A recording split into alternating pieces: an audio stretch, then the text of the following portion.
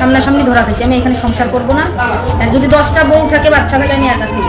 দুজনকার মিল করে দেওয়ার জন্য আমি ওদের রুমের ভিতরে ঢুকাইছি। একবার ভাবুন, একই পরিবারের দুই বধূ, আর সে দুই বধূর সাথেই পরকীয়া প্রেমে জড়িয়ে পড়েছে দুই ঘনিষ্ঠ বন্ধু। সম্পর্কের জটিলতা এখানে শেষ নয়, দুই বধূ আবার সম্পর্কে যা। একই বাড়ি, একই ছাদের নিচে এমন দ্বৈত পরকীয়া শুনতে অবিশ্বাস্য লাগলেও নীলফামারীর ডোমার উপজেলার সোনারাই ইউনিয়নের এই ঘটনা এখন তোলপাড় ফেলেছে সামাজিক মাধ্যমে। ভালোবাসা, বিশ্বাস আর বিশ্বাসঘাতকতার এই গল্প যেন সিনেমাকেও হার মানায়। প্রবাসে থাকা বড় ভাই আর ঢাকায় চাকরিজীবী ছোট ভাইয়ের অনুপস্থিতিতে তাদের স্ত্রীদের এমন ডাবল পরকীয়ার কাহিনীতে এখন উত্তাল নেট দুনিয়া। গোপন এই অফিসার বেশি দিন গোপন থাকেনি। গতকাল রাত আনুমানিক 9টার দিকে বাড়ির পুরুষদের অনুপস্থিতির সুযোগে দুই জা মরিয়ম ও রত্না বেগম তাদের কথিত প্রেমিক ফরিদুল ও সালেককে বাড়িতে ডেকে আনেন। কিন্তু এলাকাবাসীর সতর্ক দৃষ্টি এড়াতে পারেননি তারা। হাতে নাতে ধরা পড়ার পর শুরু হয় গণধোলাই। এরপর ওই দুই যুবককে গাছের সাথে বেঁধে রাখা হয় সারা রাত। মুহূর্তে এই খবর ছড়িয়ে পড়ে গ্রাম জুড়ে, আর উৎসুক জনতার ভিড়ে এলাকায় সৃষ্টি হয় এক লঙ্কা কাণ্ড। তবে ধরা পড়ার পর ঘটনার মোড় নেয় আরো নাটকীয় দিকে।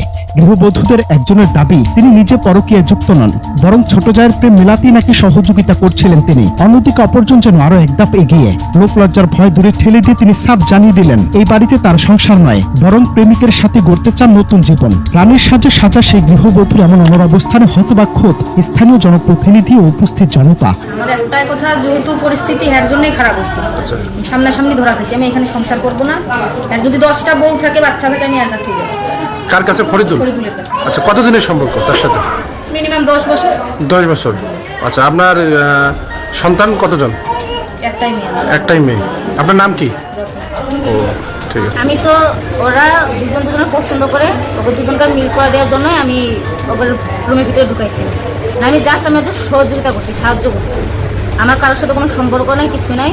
আমি ওই সাথে যে ছেলেটার আমি চিনি না, আমি শুধু একজনের নাম কি? নাম কি ওর? ফরিদুলের এই চিনি। আচ্ছা, তার সাথে একজন আসছে, আমি তাকে চিনি না।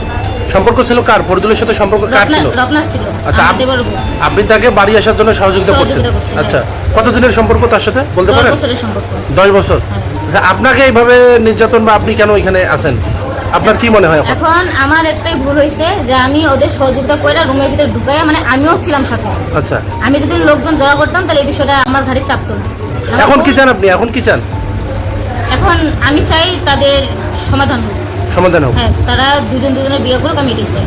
এই ন্যাক্কারজনক ঘটনার পর ভেঙে গেছে একটি সাজানো সংসার। জানা গেছে সৌদি প্রবাসী স্বামী বাদুল ইসলাম মোবাইল ফোনে স্ত্রী মরিয়মকে তালাক দিয়েছেন। অন্যদিকে ছোট যা রত্নাকে নিয়ে যাওয়া হয়েছে তার বাবার বাড়িতে। সামাজিক মূল্যবোধের এমন চরম অবক্ষয় নিয়ে এখন চায়ের টেবিল থেকে সোশ্যাল মিডিয়া সবখানে চলছে সমালোচনার ঝড়।